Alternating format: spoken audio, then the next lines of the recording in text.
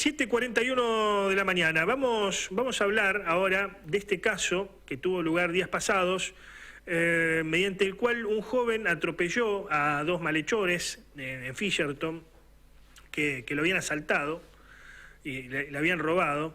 Y disparó un debate muy importante, ¿no? A ver, porque estamos hablando de un caso de justicia por mano propia. Después de que lo robaron, él, obviamente enardecido, lleno de ira, con su camioneta los choca. Es un caso de justicia por mano propia, obviamente. Fue imputado por homicidio simple en calidad de autor y quedó detenido de forma preventiva por 60 días. Hubo manifestaciones por Diego, por este muchacho, incluso con lluvias durante el fin de semana. Buena parte de Fisherton se movilizó, porque consideran que solamente se defendió respecto al hecho delictivo que había sufrido. Para el caso vamos a hablar con un abogado penalista con una importante trayectoria en la ciudad, Gustavo Feldman, para que nos ayude a pensar este fenómeno, ¿no? Y qué estamos viviendo en esta ciudad que cada vez es más violenta, cada vez la sangre está más presente y ya se ha transformado en parte del paisaje, ¿no? Los robos, los arrebatos e inclusive casos de justicia por mano propia. ¿Cómo estás, Gustavo? Buenos días. Hola, buenos días, un gusto hablar con ustedes. Bueno, creo que es la primera vez que salimos al aire. Sí, y, sí. Bueno, para mí un placer. Sí, justamente la primera vez. Requeríamos tus servicios, digamos, analíticos para pensar lo que está pasando, ¿no? en esta ciudad y con este caso más precisamente. ¿Se puede hablar aquí? ¿De qué se puede hablar legalmente para vos? Lo primero que yo quiero decir es que yo no estoy en la defensa, así, no soy de los abogados que participan en la causa. O sea, lo mío es una opinión como la de cualquier mortal, como la de cualquier persona que por supuesto le interesa y lo conmociona una situación así, como vos decís, y a partir de lo que conozco por los medios de prensa. No he hablado con absolutamente nadie que tenga participación alguna en la causa. Quiero dejar aclarado esto porque nunca es lo mismo opinar o interactuar en un asunto de estas características estando fuera, como yo siempre digo, de afuera es más fácil opinar y es más fácil decir, porque la opinión de uno no tiene relevancia alguna más allá de lo que pueda generar y causar en el otro, ¿no es cierto? Pero no tiene relevancia fáctica ni jurídica de ningún tipo. Sí, queda claro. Lo segundo que quiero decir es que yo no veo, por lo menos de lo que se conoce o de lo que yo interpreto que conozco, yo no veo acá un típico caso de justicia por mano propia, porque aparte el concepto justicia por mano propia es un concepto que hay que delinear muy bien para descalificar la conducta que se cataloga de esa manera. Un arresto civil, cuando uno ve que alguien le roba a otra persona, que se ha dado en los vecindarios con bastante asiduidad en Rosario en este último tiempo, un arresto civil es algo legal y no es lo que uno podría considerar justicia por mano propia. Es decir, la justicia por mano propia debe entenderse cuando alguien se arroga a sí mismo la potestad represiva que tiene el Estado. Claro. Pero si a mí yo llevo un bolso y un ladrón me lo quiere quitar, me lo saca, y empezamos a forcejear, eso no es justicia por mano propia. Si a mí me roban en la calle y yo persigo al ladrón para recuperar lo que yo tengo, eso no es justicia por mano propia. En la catalogación que se le da al concepto para descalificarlo. Por supuesto que hacer justicia por mano propia no es las acciones que tienden a repeler o a remediar una acción ilegal que uno ya ha vivido, constituye justicia por mano propia, pues si no, no existiría en el Código Penal el instituto de la legítima defensa, por ejemplo. O sea, yo por el momento reniego de calificar a este episodio como justicia por mano propia. Por supuesto que entiendo que acá no hay legítima defensa, la legítima defensa tiene otros requisitos que no se dan en esta causa. Lo que yo creo es que podemos estar acá frente a lo que se llama el homicidio preterintencional. ¿Por qué digo creo? Porque Homicidio, duda, repitamos, para aquellos que no están al tanto, ¿cómo es la figura? ¿Homicidio? es una figura que es la del homicidio preterintencional. El ejemplo clásico, el ejemplo que estudiábamos en la facultad, es una pelea en la calle, uno de los contendores le da una trompada en el rostro al otro, el otro cae, golpea contra el cordón de la vereda y muere. Claro. Entonces el ofensor, a ver, entonces vienen las distintas consideraciones. Si no le hubiera pegado la trompada, no se hubiera caído y golpeado la cabeza contra el cordón y no hubiera muerto. Claro, eso es así. Pero es evidente que el ofensor, cuando hace lo que hace, no está buscando el resultado que después acaece, y efectivamente ese resultado que se produce es mucho más gravoso que el que se puede presumir que buscaba el ofensor cuando realiza el accionar que realiza. Entonces, cuando yo le pego la trompada, claro que lo quiero agredir o quiero repeler la agresión de él, pero no buscaba matarlo. Por circunstancias ajenas al ofensor, acaece el resultado muerte. Bueno, eso es una figura específicamente y puntualmente tratada en el Código Penal argentino, que está en el Código desde que el Código existe, o sea, no es que algo novedoso, algo nuevo, y que se me aparece que podría haberse catalogado el accionar de esta manera. De todas maneras, volvemos al principio, ¿no es cierto? Es con la información que uno cuenta. El video que se ve, la verdad, yo me resulta muy dificultoso efectivamente ver qué pasó. Hay según algún comentario que leí, o ya no recuerdo si en los medios o en las redes, aparentemente el ofensor los embiste pero de costado.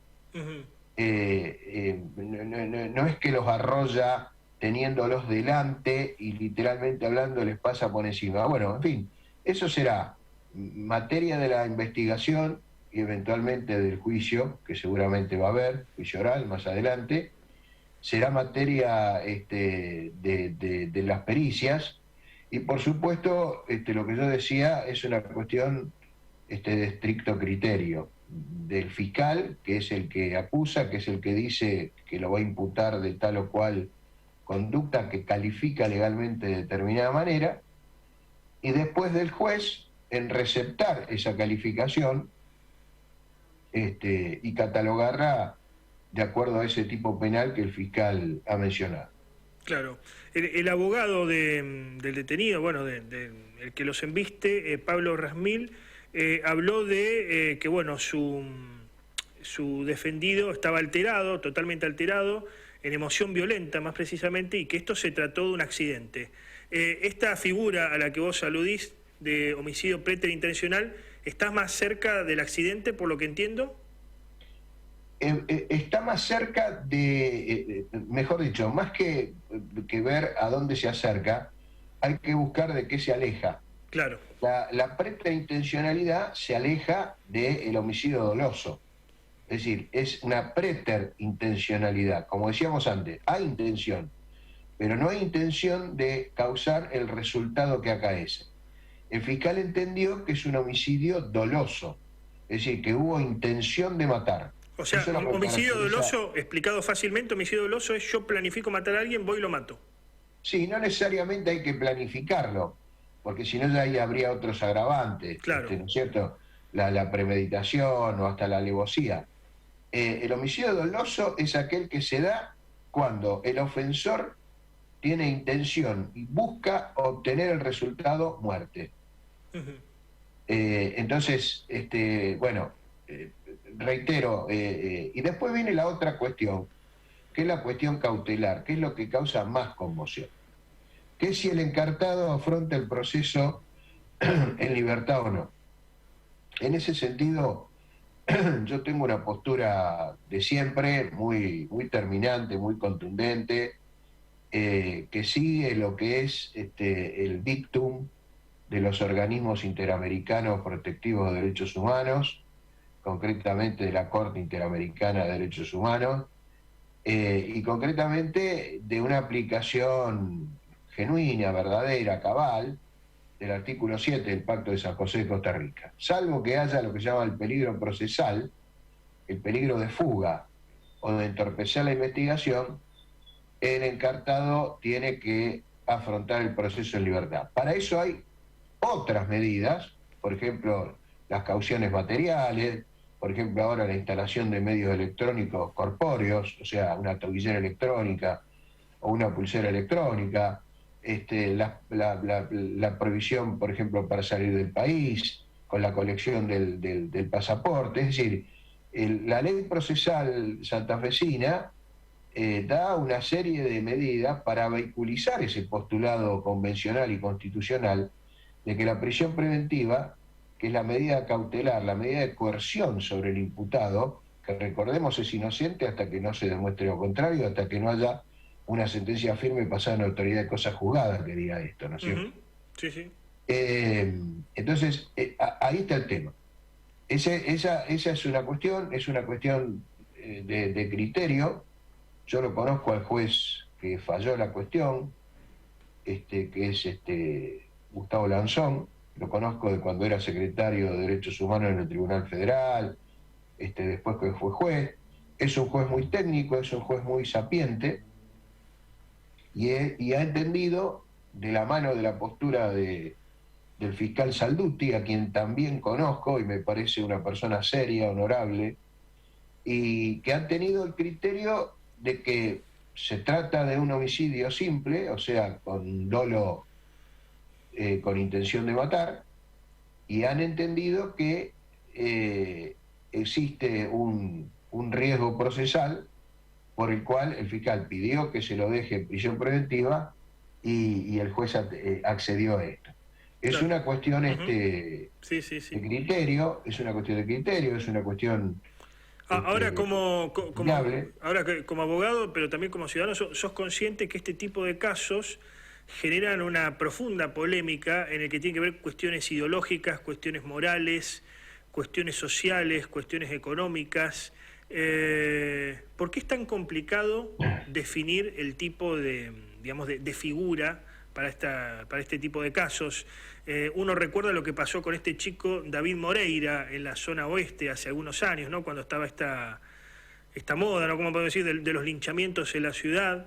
Lo que pasó con el policía hace un tiempo, ¿no? Que también fue robado de la calle y les dispara cuando estaban huyendo los delincuentes.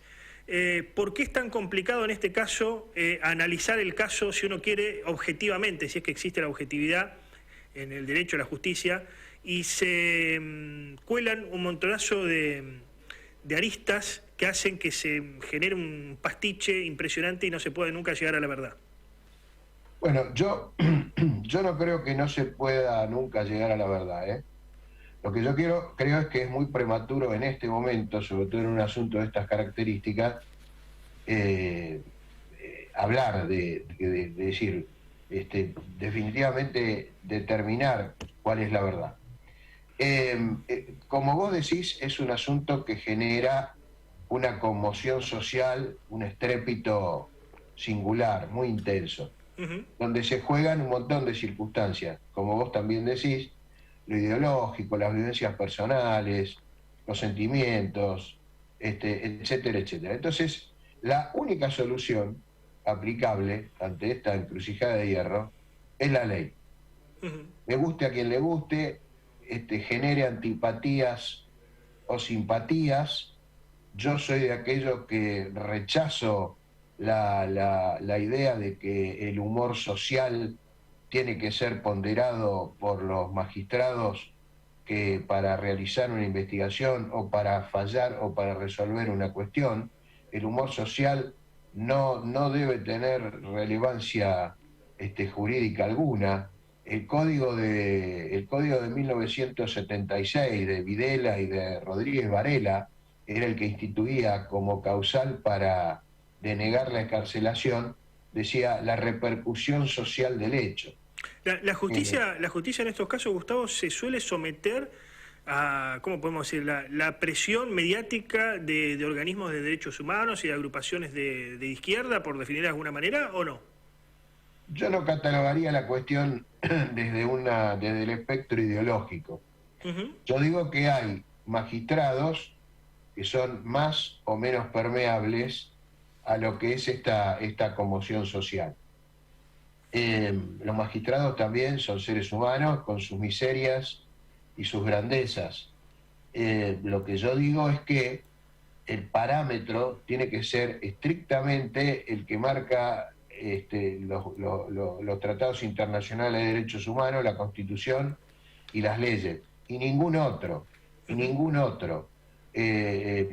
no puede haber parámetros que impliquen introducir elementos que la ley no dice que deben tomarse en cuenta para dirimir este tipo de cuestiones. Por conmocionante que sea el hecho y por antipática que resulte la resolución que se adopta. Yo en 35 años de profesión, en ese sentido, digamos, reniego de lo que significa que los magistrados estén sujetos del humor social. Hace poco leía, salió en los diarios, creo que era una diputada nacional, ahora honestamente no me acuerdo en este preciso momento quién era y qué cargo tenía, pero digamos era una figura pública que decía: los jueces tienen que empezar a mirar qué es lo que siente la gente.